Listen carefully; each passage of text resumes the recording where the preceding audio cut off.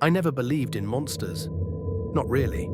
Even after the animal mutilations, the missing hikers, and the blood-curdling screams echoing through the woods at 2 a.m., I chalked it up to exaggeration, hysteria, or the kind of backwoods gossip people create to make their boring lives feel meaningful. I'm a documentarian.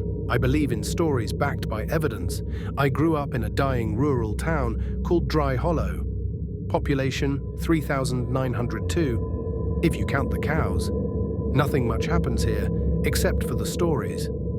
And every single one of those stories had something in common.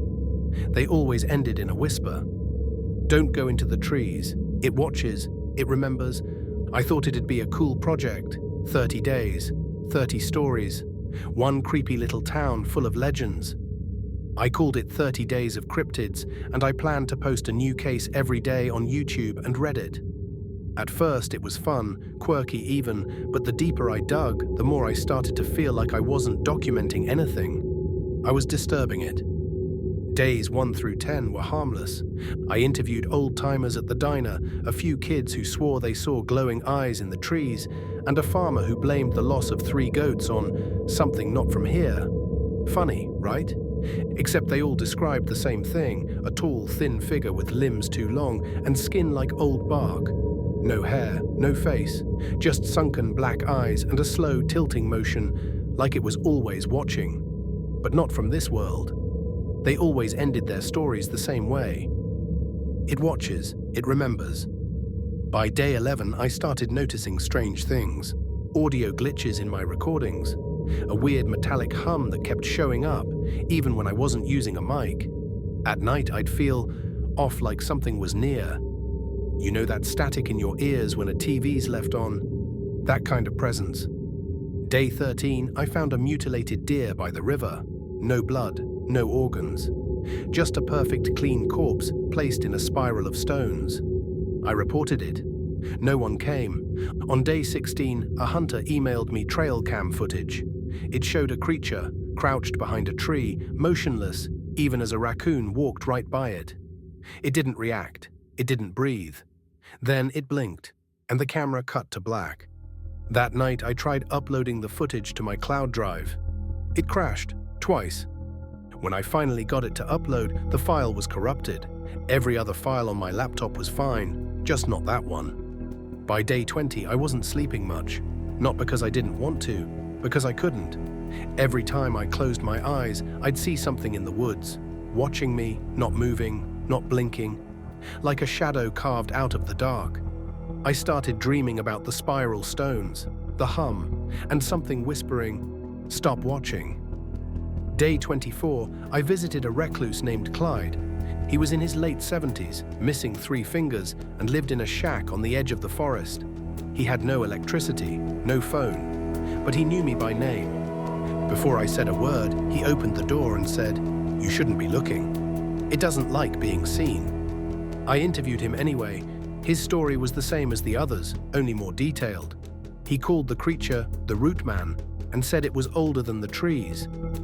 He told me it was real, and that every time someone got too close to the truth, it got closer to them. Before I left, Clyde handed me a little metal talisman etched with strange looping symbols, told me to wear it while I sleep.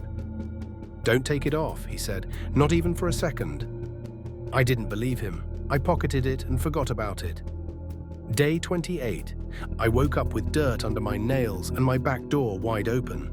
I have no memory of getting up. My cameras were all shut off, every single one. I checked my window and that's when I saw it. A handprint, long fingers, 4 of them pressed into the glass from the outside. The print was too large for any human hand, and yet the fingernails were perfectly sharp. I locked every door, every window, and kept the lights on for the rest of the night. Day 30, the final night. I was editing Clyde's interview when everything in the room went cold. Not just chilly, frigid. My breath fogged the air and my laptop fan started screaming. The file I was editing suddenly corrupted. The screen went black. Then, knock, just one. It came from my bedroom window. I live on the 2nd floor. Knock, again, slower this time, heavy, like something was testing the glass.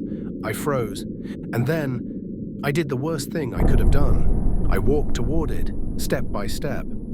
The hallway felt like it was stretching, like it was taking longer than it should. I raised my phone and started recording, and then I saw it. Tall, skeletal, pressed against the glass. Its arms were too long, bent like broken sticks. Its face, or what was left of one, was pressed to the pane. No features, just darkness and texture, like dried roots or rotting tree bark. It tilted its head slowly, deliberately, like it was curious. Then it smiled. Its mouth split far too wide. Black, lidless eyes locked onto mine. The glass cracked. I stumbled back, heart pounding so loud I thought it would burst. I ran to the bathroom and locked the door. No signal, no Wi-Fi, just me, and the sound of scraping against the window. The police arrived 2 hours later. They found nothing, no footprints, no damage, nothing on the cameras. Except, for one thing, on the inside of my window, where the condensation had fogged the glass, there was a perfect handprint. 4 fingers, and carved beneath it, scratched into the glass, were 3 words. It. Still. Watches. That was 3 days ago. I deleted the project, burned the drives, smashed the camera. I even moved into a hotel across town. And last night, at exactly 3 a.m., there was a soft knock. Not on the window, on the hotel door. I didn't answer it. But this morning, when I stepped out into the hallway, there were muddy footprints and a spiral of stones waiting outside my door.